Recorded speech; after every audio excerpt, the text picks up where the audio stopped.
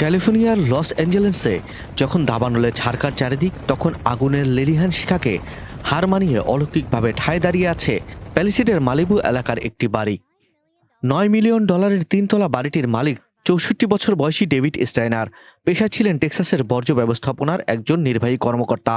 প্যালিসেটে যখন দ্রুত গতিতে ছড়িয়ে পড়তে শুরু করলো দাবানল, তখন প্রাণ বাঁচাতে বাড়ি ছেড়ে সপরিবারে ঠাঁই নেন নিরাপদ আশ্রয়ে। ভাবেননি আর ফিরে যেতে পারবেন নিজ ঘরে। তবে আগুন নেভার পর দেখলেন আশ্চর্য এক কাণ্ড। আশেপাশের সব বাড়িঘর পুড়ে ছাই হলেও পুরোপুরি অক্ষত তার বাড়ি। এমনকি বাড়ির দেয়ালেও নেই আগুনের কোনো চিহ্ন। যেন এক ধ্বংসস্তূপের উপর দাঁড়িয়ে আছে এক বাতিঘর। বাড়ির মালিক ডেভিড স্টাইনার বলেন, মালিবুতে দাবানল ছড়ানো শুরু করলে কোনো মতে বাড়ি ছেড়ে বেরিয়ে আসি আমরা। এরপর বাড়ির চারপাশে আগুন ছড়িয়ে পড়ার বেশ কিছু ছবি ও ভিডিও বার্তা পাই। দাবানলের ভয়াবহতা দেখে ভেবেছিলাম বাড়িটা হারাবো, কিন্তু পরিস্থিতি নিয়ন্ত্রণে এলে দেখতে পাই আশেপাশে সব পুড়ে গেলেও ঠায় দাঁড়িয়ে আছে আমাদের বাড়িটি। এটি অলৌকিক ঘটনা ছাড়া আর কি হতে পারে।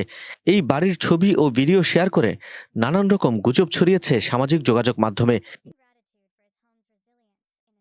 ঘটনার ব্যাখ্যা দিতে গিয়ে মালিক ডেভিড জানান, যে কোনো বড় আঘাত ও ভূমিকম্পের মতো প্রাকৃতিক দুর্যোগ ঠেকাতে বিশেষ নকশায় বানানো হয়েছে বাড়িটি। অগ্নি প্রতিরোধক ছাদের পাশাপাশি নিরেট পাথর ও জোরালো প্রলেপে তৈরি বাড়ির দেয়াল।